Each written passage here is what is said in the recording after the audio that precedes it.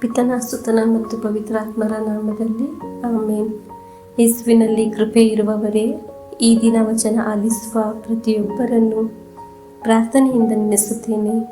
ನಿಮ್ಮೆಲ್ಲರಿಗಾಗಿ ಹೃದಯದಿಂದ ಪ್ರಾರ್ಥಿಸುತ್ತೇನೆ. ಪ್ರಭುವೇ, ನಿಮ್ಮ ವಚನವನ್ನು ಆಲಿಸುವ ಎಲ್ಲರನ್ನು ಪೂರ್ಣವಾಗಿ ಆಶೀರ್ವದಿಸಿರಿ. ನಿಮ್ಮ ಕರುಣೆ ಕೃಪೆ ಎಲ್ಲರ ಮೇಲೆ ಇಳಿದು ಬರಲಿ. ಇವರು ಪ್ರಾರ್ಥಿಸುವ ಒಂದೊಂದು ಕಾರ್ಯಗಳನ್ನು, ಒಂದೊಂದು ನಿಯೋಗಗಳನ್ನು ಅದ್ಭುತವನ್ನಾಗಿ, ಸಾಕ್ಷಿಯನ್ನಾಗಿ ಮಾರ್ಪಡಿಸಿರಿ. ಇಂದು ಆಲಿಸುವ ಈ ವಚನವನ್ನು ಅದ್ಭುತವಾಗಿ ಮಾರ್ಪಡಿಸಿರಿ ಎಂದು ಪ್ರಾರ್ಥಿಸುತ್ತೇನೆ.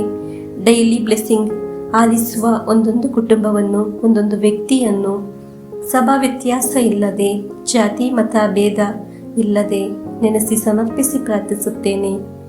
ದ್ರಾಕ್ಷಾ ಗಿಡದೊಂದಿಗೆ ಸೇರಿ ನಿಲ್ಲುವ ಬಳ್ಳಿ ಫಲವನ್ನು ಕೊಡುತ್ತದೆ. ದೇವರ ವಚನದೊಂದಿಗೆ ನಿಲ್ಲುವ ನಿಮ್ಮನ್ನು ದೇವರು ಅನುಗ್ರಹಿಸುತ್ತಾರೆ. ದೇವರು ಅದ್ಭುತವನ್ನು ಮಾಡುತ್ತಾರೆ. ಇಂದು ಆಲಿಸಲು ಹೋಗುವ ದೇವರ ವಚನ 1 ಅರಸರುಗಳ ಗ್ರಂಥ 17ನೇ ಅಧ್ಯಾಯ 2ರಿಂದ 6 ತನಕ ವಾಕ್ಯಗಳು. ವಾಕ್ಯ ಇಂತಿದೆ, ಗಮನಿಸೋಣ. ಸರ್ವೇಶ್ವರ ಸ್ವಾಮಿ ಎಲಿಯನಿಗೆ, ನೀನು ಈ ಸ್ಥಳವನ್ನು ಬಿಟ್ಟು ಪೂರ್ವ ದಿಕ್ಕಿಗೆ ಹೋಗು. ಜೋರ್ಡನ್ ನದಿಯ ಆಚೆ ಇರುವ ಕೇರಿತ್ ಹಳ್ಳದಲ್ಲಿ ಅಡಗಿಕೋ. ಆ ಹಳ್ಳದ ನೀರು ನಿನಗೆ ಪಾನವಾಗಿರುವುದು.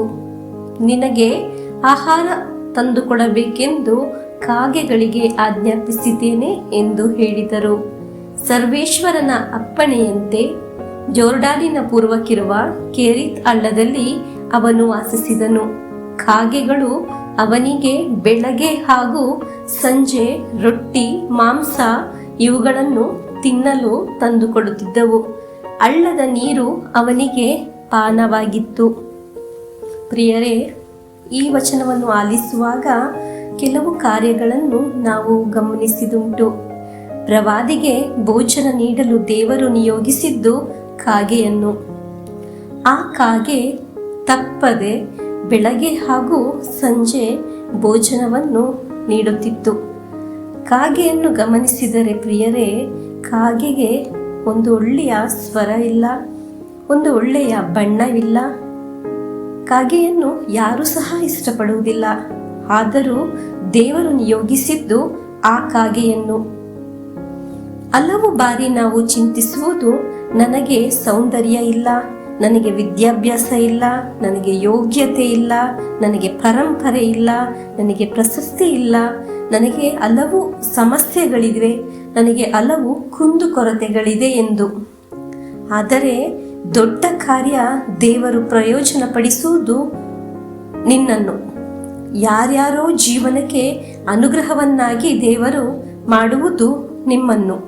ಅದಕ್ಕಾಗಿ ದೇವರು ನಿಯೋಗಿಸಿದ್ದು ನಿನ್ನನ್ನು.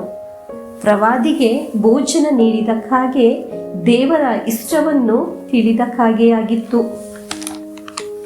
ದೇವರು ತಿಳಿಸಿದ ಕಾರ್ಯಗಳನ್ನು ಅನುಸರಿಸಿದ ಆ ಪಕ್ಷಿ ಅಂದು ಎಲಿಯ ಪ್ರವಾದಿಗೆ ಅನುಗ್ರಹವಾಗಿತ್ತು. ದೇವರ ವಚನ ಆಲಿಸುವ, ಪಾಲಿಸುವ ನೀವು ಅನೇಕರ ಜೀವನಕ್ಕೆ ಅನುಗ್ರಹವಾಗುತ್ತೀರಾ.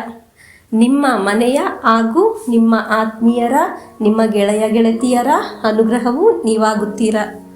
ಒಂದು ಪಕ್ಷಿಯನ್ನು ಇಷ್ಟು ಮಾತ್ರ ಅನುಗ್ರಹಿಸಿದ ದೇವರು ನಿಮ್ಮನ್ನು ಈ ದೇವರ ವಚನದೊಂದಿಗೆ ಇಷ್ಟು ಮಾತ್ರ ಅನುಗ್ರಹಿಸುತ್ತಾರೆ. ಆ ಪಕ್ಷಿಯನ್ನು ಲೋಕದ ಅಂತ್ಯದವರೆಗೆ ಎಲ್ಲರೂ ನೆನೆಸುವುದು ದೇವರ ಮಾತನ್ನು ಕೇಳಿದ್ದಕ್ಕೆ ಅಲ್ಲವೇ? ಪವಿತ್ರ ಗ್ರಂಥದಲ್ಲಿ ಕಾಗೆಯ ಹೆಸರು ಬರಲು ಸಾಧ್ಯವಾಗಿದ್ದು ಇದಕ್ಕಾಗಿಯೇ. ಪ್ರಿಯರೇ, ದೇವರ ವಚನ ಆಲಿಸುವುದು ಯಾರೇ ಆಗಲಿ, ಅವರು ಒಂದು ಅನುಗ್ರಹ, ಆ ಅನುಗ್ರಹದ ಒಂದು ಭಾಗವಾಗಿರುತ್ತಾರೆ. ದೇವರ ವಚನ ಕೇಳುವ ವ್ಯಕ್ತಿಯು ಬೇರೆಯವರಿಗೂ ಅನುಗ್ರಹವಾಗುತ್ತಾರೆ. ಹಾಲೆಲೂಯಾ. ಕರ್ತರೇ, ನಮ್ಮ ಜೀವನವನ್ನು ಒಂದು ಕೃಪೆಯಾಗಿ ಮಾರ್ಪಡಿಸಿರಿ. ಪ್ರಿಯರೇ, ದೇವರ ಕೃಪೆ ನಿಮಗೆ ಉಂಟಾಗಲಿ. ದೇವರ ಸಹಾಯ ನಿಮಗೆ ಲಭಿಸಲಿ. ದೇವರ ಅದ್ಭುತ ಕಾರ್ಯಗಳು ನಿಮ್ಮ ಜೀವನದಲ್ಲಿ ಲಭಿಸಲಿ ಎಂದು ಪ್ರಾರ್ಥಿಸುತ್ತೇನೆ. ಆಮೇನ್.